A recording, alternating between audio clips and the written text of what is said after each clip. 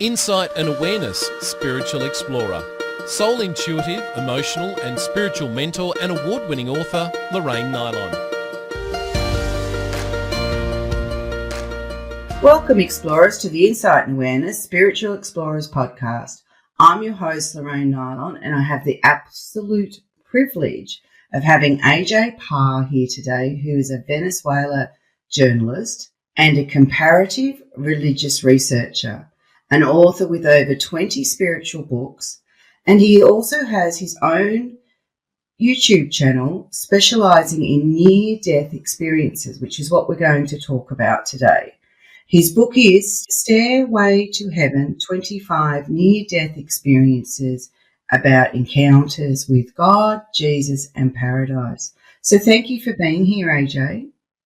Well, thank you for inviting me, Lorraine. I'm really glad you did, and it seems like we're going to have a good time right now. I think so. So can you explain what you know of near-death experiences? If the listeners have never heard a story before about near-death experiences, give us a little overview of them. Yes, since the beginning of mankind, people have had accidents or they have died for some reason, and they have come back to life a few minutes after this. And when they come back to life, they come back with the memory of being somewhere else. Now, this can go from a simple out-of-body experience. For example, you are having a heart surgery, and all of a sudden, your heart stops, and the doctors, you flatline, and the doctors take a few minutes to revive you or to resuscitate you, okay? So in the meantime, people say they left their body, they floated over the surgery room, they watched the doctors, and they can describe details that no one else could have seen. Or, for example, in one case, there was this woman who she floated out of the hospital and saw a shoe in one of the windows. She went shopping. So when she came back, she told the doctors and the nurses, and I think it was a nurse. She looked out the windows and no, there was nothing there. But then when she checked the higher floors, they found the shoe. Right. So there are certain evidences of what we can call out-of-body experiences. But this is not what drew my attention, and that's not what I talk about in my latest book, because I focus more on mystical experiences, right, or religious experiences, because a lot of people say they may begin their journey by having an out-of-body experience. A lot of people go through that, but not necessarily. After this, a lot of people say they go through a tunnel or something similar. They also compare it, when you see in Star Wars or Star Trek, when they go like hyperspeed. So you see all the stars coming by, really quickly. That looks like a tunnel, okay? If you think about it, So some people describe it as crossing the universe at high speed. Others describe it as a tunnel. But also, those experiences that may lead you through a tunnel are not necessarily mystical, because you may go through the tunnel, you may find, for example, your dead grandfather, and he may say, hey, it's not your time. And all of a sudden, you wake up in the surgery room, and the doctors just got you back. So that's really something strange. It is. However, a lot of people, I interviewed like 24 different people, and 15 of them, Right. they either they saw God, Jesus, or they went to heaven or paradise. So I And did that focused on depend- those 15. Huh? I was going to say, were they, out of the 24 people that you interviewed, were they all religious or were they... No. One of them is Raymond O'Brien. He is what you call a seer. He comes from a family of seers. These are intuitive healers. And he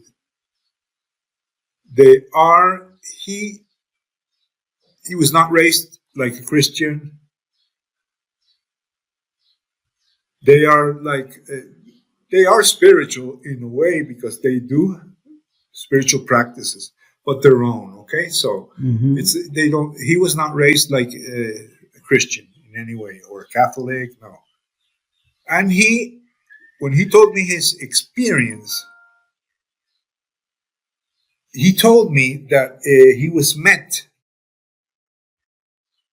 by some people in a place where there was this guy who looked like Santa Claus, who had a big white beard. Right. He had a book in his hand.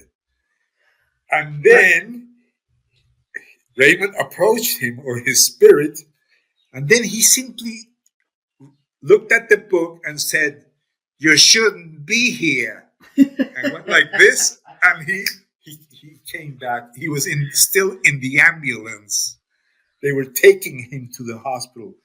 So his heart stopped 10 times that day, and he had 3 major near-death experiences. I mentioned 2 of them in the book. Right. There are really impressive accounts that How old, studying. just out of curiosity, how old was that guy when he was he in his... 50, around 50. Yeah, 50, yeah. So, and did many of them have the guy with the book telling you whether you're in or are you? Okay, what I did was I did find someone else that talked about the book. Right. But when she went there, it was a totally different story. She did not see a Santa Claus, but she did see a big light, and then within this light, there was like a palace, but it was full of mist. And there she saw a book, but this time it was the book of her life, and it was open in the middle. So she knew that her time was not completed, that she still had like half a life left. Yeah. So that was really interesting. So why the book? And however, I pointed out the 9 most common elements that I found. And I don't really focus on the books because I did find 2 more accounts or testimonies in the files of the Near-Death Experience Research Foundation. I don't know if you are aware, but that's the biggest collection of near-death experiences in the world. This is a website they opened in the 90s. Right. Okay, this doctor called Dr. Jeffrey Long, and his wife, Jody Long, is also a near-death researcher, and she's written books. So they have around 6,000 testimonies. So what people do is they can, from anywhere in the world, if anyone listening to this has had a near-death experience, they can tell their story, they can write it down, and they can answer the questions of a questionnaire they have prepared. First of all, to detect if you're lying. Yeah. Second of all, to know certain things about your experience and how you feel. So they have 6,000 people have completed the questionnaire, and they have Dr. Jeffrey Long found also a list of elements that are common, such as the tunnel, the light, and a lot of elements that are present in all near-death experiences. Not in all. Near-death experiences can have one or more of those elements. Okay, You're but an right. out-of-body experience is one of them. Going through a tunnel is another one. Finding the light is another one. Being met by light beings or by dead people, Yeah. dead relatives or friends. That's another characteristic. However, when I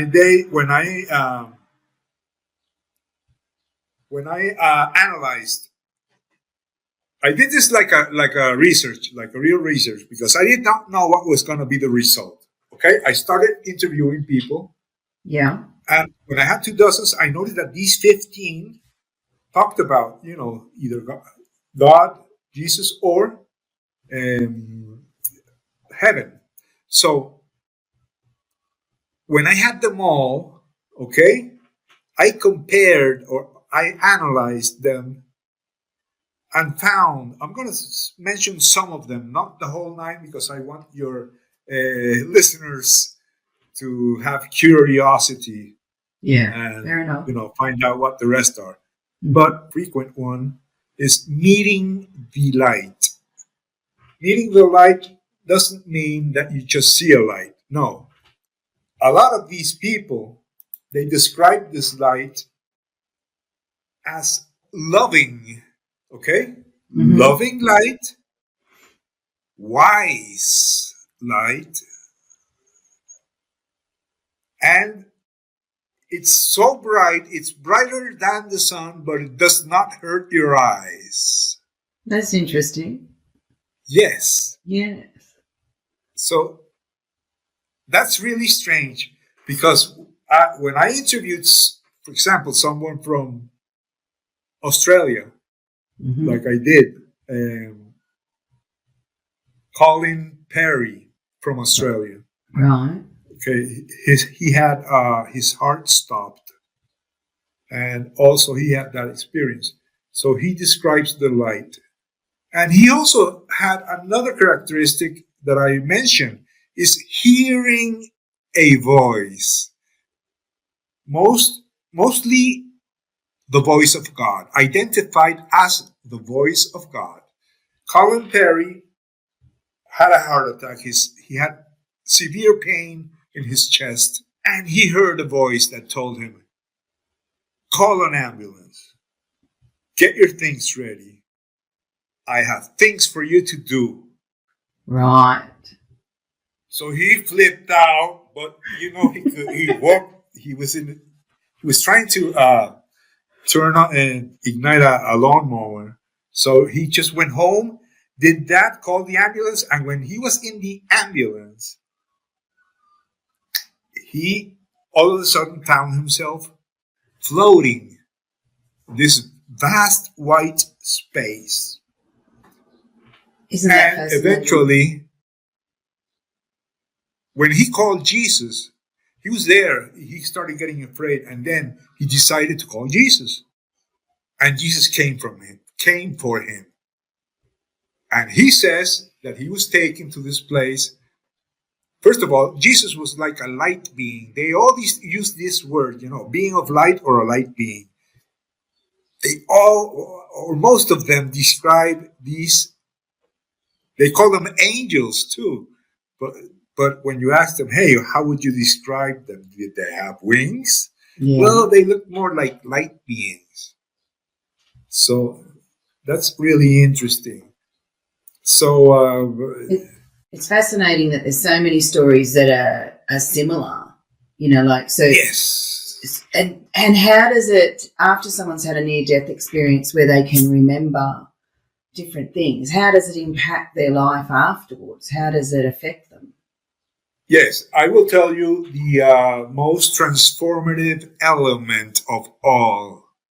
Okay. Not only capable of transforming them, But it may also transform you, Lorraine. By listening to their It story. transformed me. Okay? Right. This is what happened. Okay. The second person I interviewed,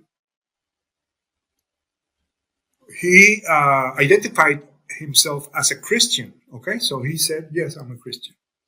So I asked him, what denomination? No. There is only one Christianity, so he does not belong to any religion. He said, look, I was in heaven. I met Jesus. I don't need any religion. I mean, this is something else. So what happened to him that really made me think twice? He said he had what they call a life review. Oh, So yes. you may wonder, what's a life review? Yeah. Well, normally people say, yeah, when you're going to die, you see all your life, pass by in a second. Yeah. That's not really a life review, okay? That's like a rewind. I don't know what it is. But a life review is different. First of all, you stand before Jesus, God, or one of these light beings, okay? Yeah. And you see your whole life, not only from your perspective, but also from the perspective of others. Mm. And nobody judges you except yourself. So what do they show you? What are the things you are judged by? But remember, you are not judged. You judge yourself. Yeah. Okay? Yeah. Are you judged because of your accomplishments? No. Are you judged because you did this and that, you were a good father or a good mother or whatever? No.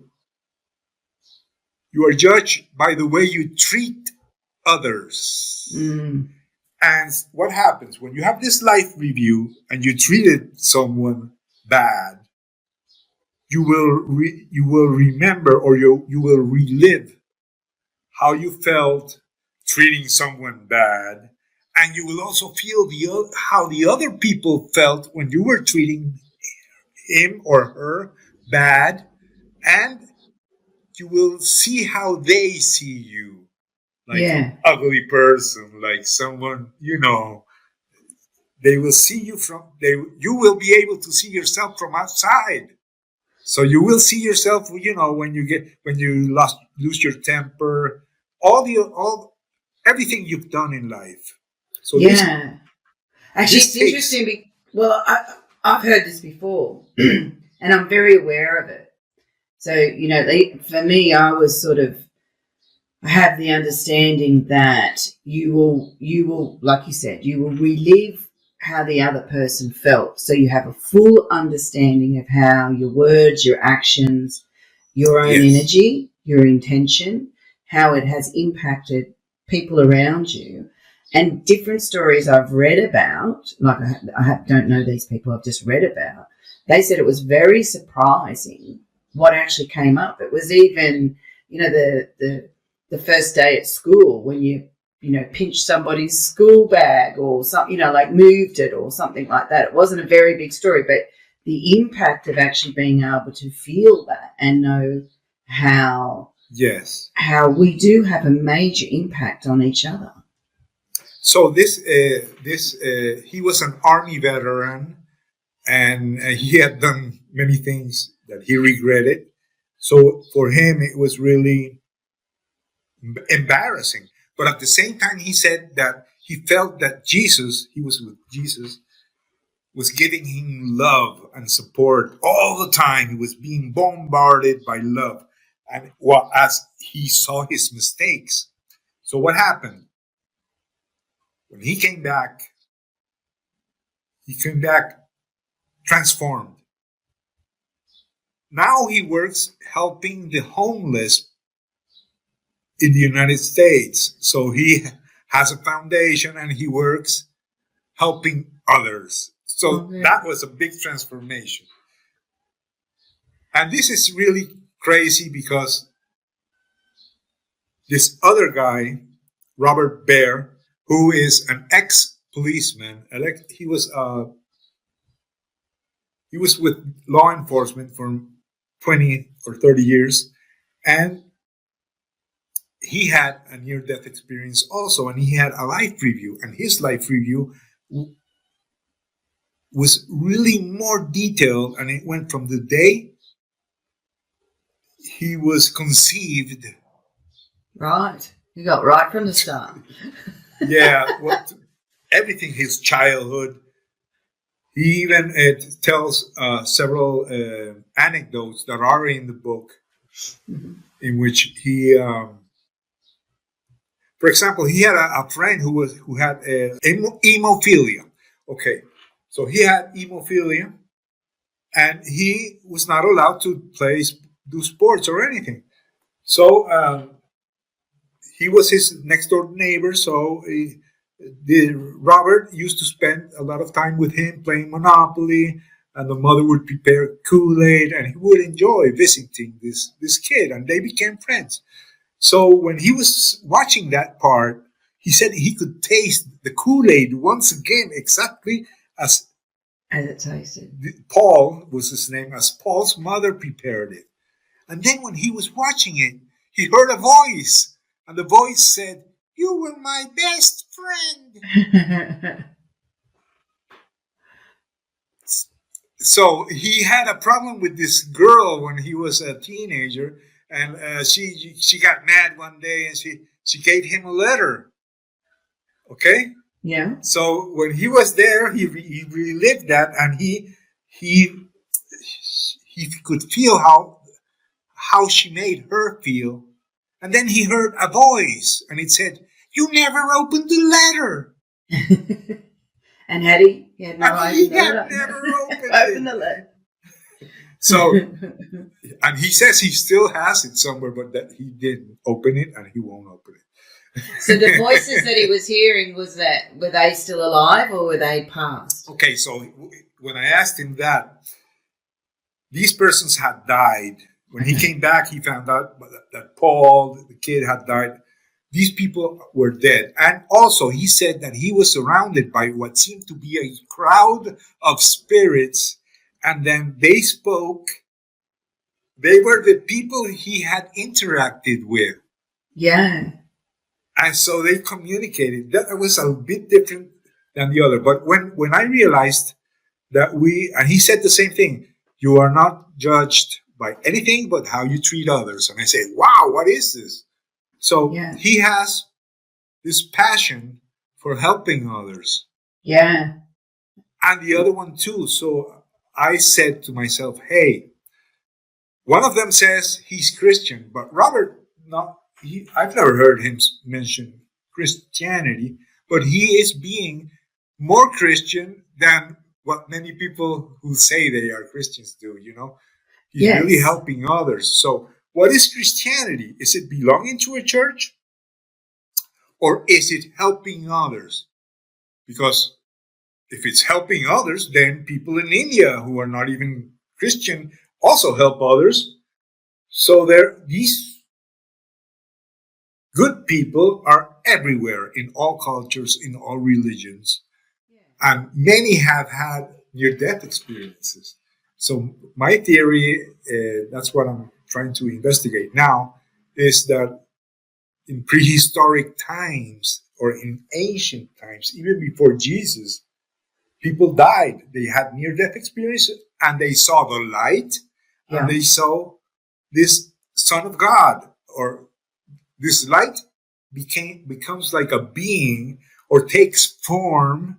So we humans understand it. And if you are a Buddhist, you will see probably Buddha. If you are Hindu, you will probably see Krishna. I know someone who saw Christ and also Muhammad. So this is what Carl Jung, psychoanalyst, he called the archetypes. Yeah. For example, God cannot show himself directly to you or to me. It has to pass through the subconscious. So it takes form according to our cultural baggage. Yeah. But the archetype has a life of its own. Yeah. Well, and I think this is just my theory on it, is that if I'm trying to get a message to you, I've got to work out how you're going to understand my message. So I often hear, Right. and I've had this experience myself, is that when I call them crossed over souls, so people that have died and then they come back to let the other people know, their loved ones, I'm okay. So when I see my father, I seen him about 65, even though he died when he was 77, but he looked like he was about roughly what he looked like at 65. So that when his sister seen him, he was 25, after he died. So she... Right. So she said, so he looked 25 to her, but that's when, she has all these great stories about her and her brother and all the rest of it. And I said to her, it's really funny because when I seen him, he looked roughly 65 because he had that look for a very long time. And that's when I think of Dad, that's what I think of. And I think that's how it works for lots of other things, as they work, we're running it through our filters of what we can accept, what we can expand our mind to understand, and it will try and meet us there so that we are comfortable in whatever messages or understanding or vision or whatever you're getting. So it's like trying to communicate with a squirrel or with an ant. That's right. How can you communicate? So it's hard. Also, it is another dimension. Okay, so if you place a chair in a one-dimension world, they will see a point, a dot. Okay, but if it's two-dimension and you place a chair, they will see a line. Here we see a chair as we see it, but in the fifth dimension, because they say that the fourth dimension is time. In the fifth dimension, you get to see the chair from the top, from the bottom, from every side at the same time, and past, present, future at the same time. So it's unimaginable. I mean, we cannot imagine what it's like because it's another dimension. Yeah. So they are doing their best to communicate with you. Also, dreams, since ancient times, dreams have been a communicator with the spiritual world. People like Abraham, they had dreams and they saw God and God talked to them. And even, there are many stories in the Bible of people who dreamed and perhaps they saw an angel. So those dreams are what they call vivid dreams. Lucid dreams is when you realize that you're dreaming within a vivid dreams. But there are some dreams that look more real than normal. Yeah. Okay? And then you say, hey, wait, this looks so real. It is real. Because this is also a dream. In some way, this is a dream. Why? Because all these subatomic particles are spinning around empty space, and all the scientists agree that this, what we call matter, is mostly empty space, and that we can only see certain levels of light, from infrared to ultraviolet.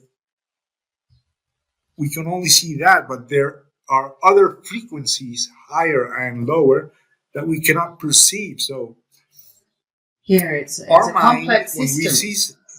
When we see something, our brain receives the impulses and fabricates an image in the mind. So this is sort of like a dream, Yeah. It's made by the mind. So I think that same process the mind uses to allow us to understand this reality, it also uses it to contact the spiritual world. Or if God wants to talk to a human, he may contact you through a dream, or maybe a hallucination, or a voice. You probably hear a voice. Yeah. But you will always interpret it. For example, if you speak German, that voice will speak German. German, yes. If you speak Danish, that voice will speak Danish. You see? So you always... And you hear it in your head. You don't hear it with your ears. You hear it in your head. Yes, well, I asked that same question. Some people hear it outside. Oh, do So they? in the back, someone Right, talking from behind, two right. persons, and Because I there think was most this people guy. have. I think Huh? most people have some form of story. If you get talking to people, they'll have this Yes, moment or this, event yes, or this, and it might only be minor, but most people have something. yes. Yeah. Their near-death experiences are only one type of what is now known as spiritually transformative experiences, which includes mystical experiences, psychic experiences, near-death experiences, and a whole range of other experiences that are basically centered on exalted states of consciousness and communications with the mystical or spiritual world. And this may include many variations. So I think a lot of people have had some sort of communication with the other side. You know, I've had dreams with my dead mother, with my dead father. I don't know. Have you? Yeah. Oh, well, I see things. So, yeah, I've got a Yeah. whole So a lot of people, library. they. So how can you tell if these dreams are simple dreams or if they are really trying to tell you something? Because in certain cases, um, people do communicate. And regarding near death experiences, there is something else that draws my attention is that although people say that it can be created biologically to make us, I don't know, that we receive too much. Certain chemicals are boosted when you die, but there are other things like this father and his son. They went out to dinner, so they crashed, and they both were unconscious. I have this story that I included in the book. It's not from someone I interviewed, but I did try to find in the near death experience research foundations. I tried to find some sort of testimony uh, about Jesus, and I found this one, which is really interesting. Okay, so this father and son went out to have dinner. They crashed. They both were left unconscious. The father died, and the son was almost dead. He was in coma. So, what happened? The son had this experience, near death experience, so he went to heaven. So, there he saw Jesus. I think it was Jesus or God, but I think it was Jesus. So, Jesus talked to him and told him that he had to go back. So he said, "Why? I like it here. This is nice. Because you feel that you love everything, and it's really I'm settling something that in. they like. They don't want to come back. Most people don't want to come back. So he says, look, I made a deal with your father. He said he will stay, but that you have to go back to take care of your brother, of your small brother. Okay, so he said, and then Jesus said, you can come in now. And the father came in. Oh, So he says, hey, son, well, now I'm going to have to stay here. But don't worry. Go take care of him. And he said, yeah, Dad. And all of a sudden, he he's woke back. up in the hospital. And when they came to tell him that his father was dead, he already knew. He already knew. He took me. Wow. So how that cannot be explained by mere biochemicals. No, no. Okay, so there are several experiences For example, Dr. Melvin Morse, who was the pioneer researcher, the first to do near-death experience research on children. Right. He told me that he used to work resuscitating kids, okay? Right. Yeah. In the Seattle Children's Hospital. So they would take kids who had heart problems, who had died, and they tried to resuscitate them in the 1980s. Mm-hmm. So the technology back then was sort of different, okay? So they did manage to bring back to life a certain percentage. So what he did was he personally interviewed all those kids who had died and come back. Right. And a certain percentage of them told him their stories. Many of them went through a tunnel, met Jesus, were in heaven, saw their dead grandfathers, even people they did not know that they had died. For example, a kid would see his grandfather, and then when he came back, he would see an old picture. Who's that? That's the guy I met. That's your grandfather. You see some things like that. So this guy, this kid who had died, Dr. Melvin Morse told me that came back and he said, look, Jesus told me that I had to come back because I was going to have a little brother with heart problems, and that I needed to help my mother take care of him. And her mother was not even pregnant. And she did have a kid, and the kid did have heart problems. So how can you explain that? So I'm not saying that these are 100% scientific proofs. What I'm saying is that this is I consider this like the first journalistic study ever done to find the common elements of heavenly near-death experiences. And it has not, I have seen studies about God. I have seen studies about general near-death experiences. I'm not a scientist, but I guess another journalist did I've seen books about near-death experiences written by journalists, but this is like research I did, and all the people I interviewed are on YouTube. Yeah, I've seen that. And you're planning on doing a bit of a series on it too, aren't you? That you're going to do. Yeah. Yeah, my second book will be, I want to do my second book on near-death experiences on children. Mm-hmm. And the third, I want to do it about near-death experiences and multi-religion population. Right. Why? Trying to explain why we all see something different. Because even if we see Jesus, okay, what did your Jesus look like? Well, he was blonde. What did my Jesus look like? Well, he had dark hair.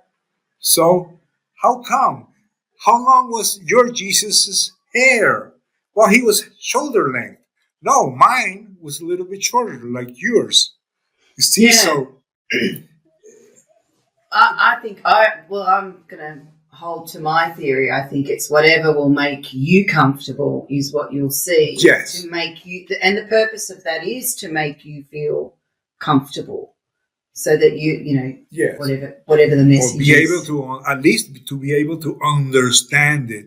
Yeah. Because if they show up in their real form, in the real shape, it's probably like a star, or Well, and it's like trying to hand a kindergarten kid, a 5-year-old, university maths. They're not going to understand it. So you've got to bridge that gap. So I'm going to ask you, that's, like I see that in different things that I've experienced and different stories of, people seeing what, like I said before, crossed over souls or getting messages, So that's why, different people from the same family can see the same person, but in different ways. So I'm going to ask you the big question. What do you think humanity needs to acknowledge and understand for us to evolve? Because obviously to understand more of this, we need to evolve and expand our awareness. Yes, what we need is what's happening right now. We are going through a new renaissance. Why? Because we were in the dark ages. When you were a kid and when I was a kid, we could not openly talk about these topics. 200 years ago or 500 years ago, they would have burned us. Yeah, true. In the middle of, in the middle of the town, and everyone would go there. Instead of going to the movies, they say, hey, let's go see the witch burn. Yeah. Or the Inquisition, Yeah. So this was when the church, all churches, when in 200, 300 years ago, if you spoke about these things, you would be punished severely. So people didn't do that. So what happened? Recently, scientists, even today, those doctors that do these experiments, they are seen as crazy. They say, hey, if you're a real scientist, you should not be studying near-death experiences. So these guys have been brave enough to do research work and to let people know what they're doing. So what is this leading to? Why will this transform humanity? I think that right now technology is allowing medical doctors to resuscitate more and more people. Before, like 100 years ago, people died and there was no way of bringing them back. Now there are many ways of bringing people back, Yeah. So more people are surviving. More people are coming with testimonies. More people are saying, hey, there is no religion. There is spirituality. Once you meet God, you don't need religion. So focus on establishing that direct connection in your heart. I knew one of the guys mentioned in the book, when he was with Jesus, he asked him, what is the religion here in heaven? And he said, no, in heaven there is no religion. All you're going to need is love. Yeah. So I agree with that. The real religion is love, and it does not have to be a religion. It is a spiritual way, a spiritual path, more than a religion. Because a religion is created by men and women, mostly by men in the past, thousands of years ago.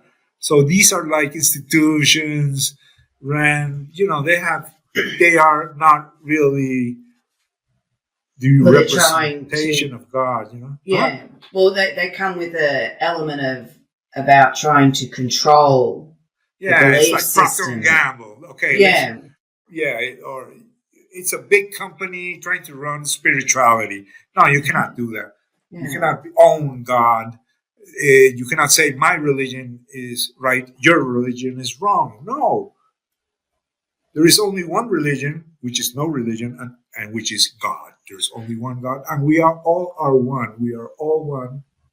And I always look at religion as a way that you can explore spirituality. It can give you concepts, it can give you rituals, if you like, that can make you, but it's still got to be a personal relationship that you have with where you come from, if you want to put it that way, like the origins of our soul. And the more that we look at ourselves as souls in in physical bodies, the more we can come from a more expanded way of looking at things. And if we value the soul, then we start valuing everything else around us, including the planet that we're on, because we start looking at it different. which is what those people, Yes. when they've had a look at their life book, when they come back, they're like, right, hang on, I am absolutely responsible for my actions, words, and this has my soul has a longevity, so it has to change your perception of how you're living. Because when you narrow it down, you narrow everything down. You get a smaller understanding of yourself. You run your judgment on people before you see them, so you don't get to really know them. You know what I mean? You're judging everything. So it limits our perception of what we're actually even already experiencing, let alone what we can't fully comprehend. Right. So I think this time that we are living was predicted.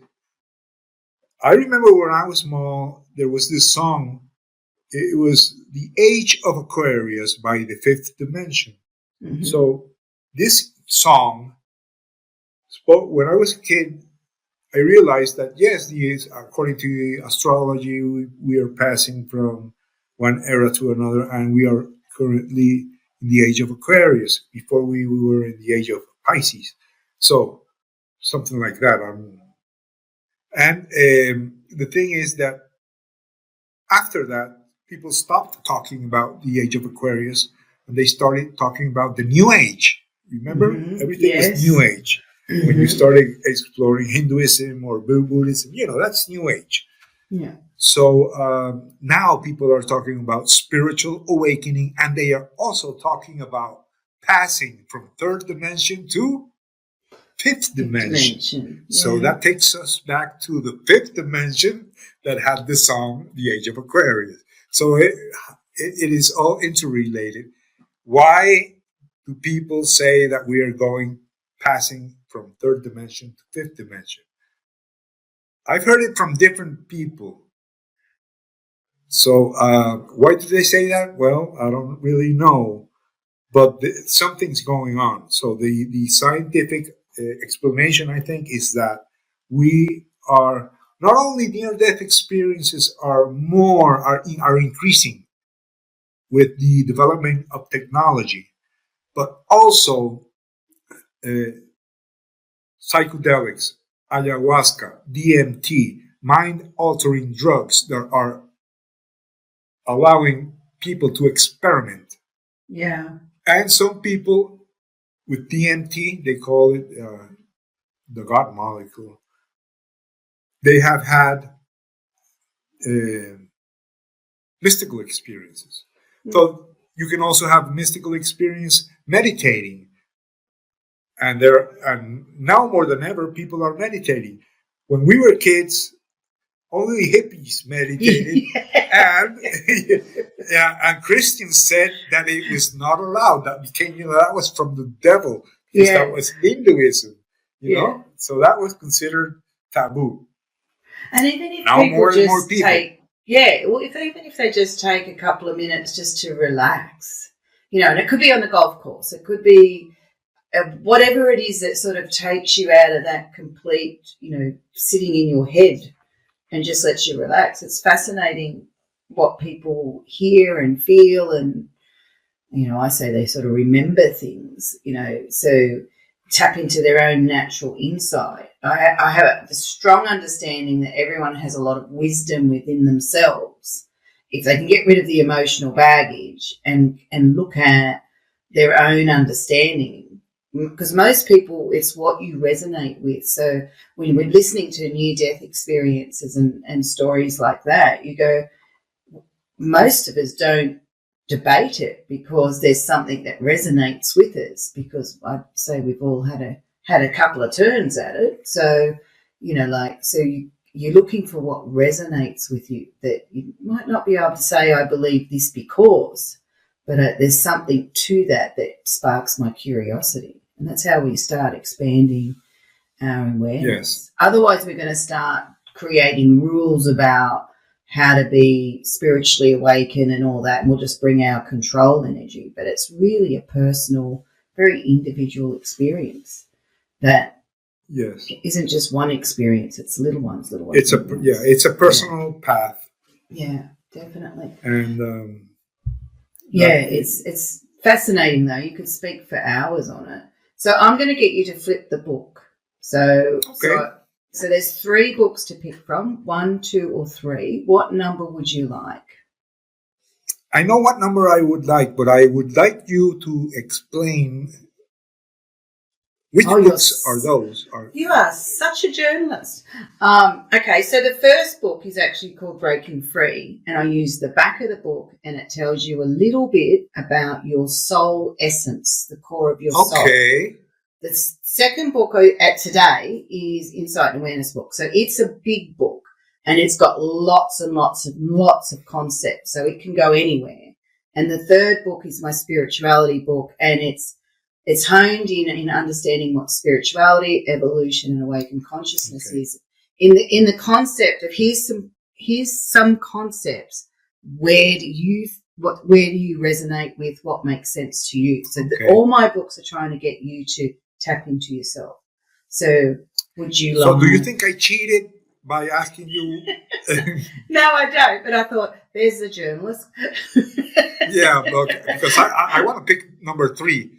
But shuffle them, please. Oh, shuffle them. Oh, yeah. So you still want them randomly. I want to get number 3, but since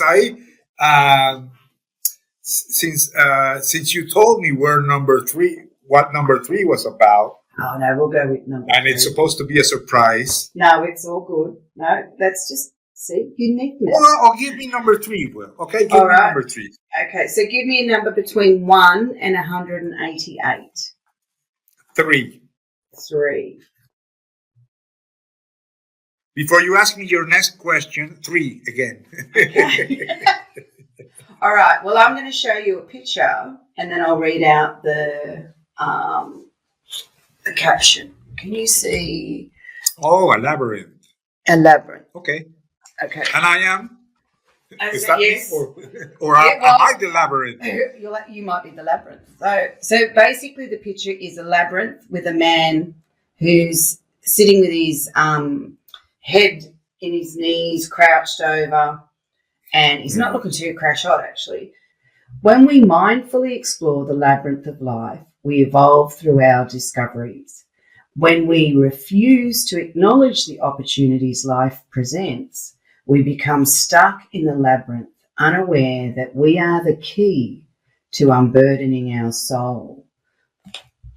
That's what you're doing. You're in the labyrinth looking at near-death, like your journalist exploration of religion, near-death experiences, because you take a topic and then you create a series on it. That's you exploring the labyrinth of life, and you are evolving through what you're discovering. Would you agree? He's smiling. Yes. Yeah. Well, I like your interpretation. Yeah. But it's also telling me that I am having this great opportunity because I want you to know, Lorraine, that this is my first public interview since I published the book. Oh. And I recently published the book, and tomorrow I have another interview on Thursday. I'm also going to be interviewed. And this is like opening a new door, because up to now I was interviewing near-death experiences, but now other people who have channels about near-death experiences are also interested in inviting me. So that is a new projection. I see it as an opportunity that I must take. Explore it. Yeah. Yes. And I'm excited to see out of this labyrinth.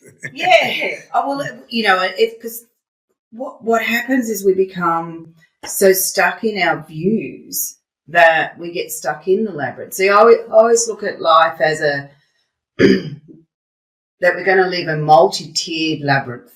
So you go in there, you explore something, and then by the time you get to the middle, you're coming out the other way, and you're bringing that new knowledge, right? So your first part of the labyrinth is exploring what's in there, what do I need to learn, what's being presented. Then when you come in at the middle, you hit the middle and then you're coming back around.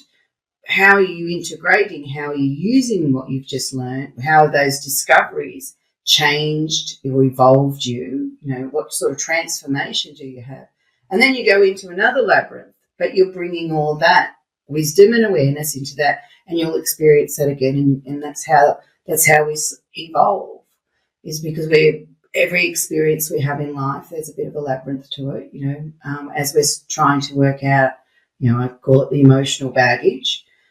The more things you understand, the more you start to understand yourself, the greater your natural wisdom and curiosity and all that starts to flow.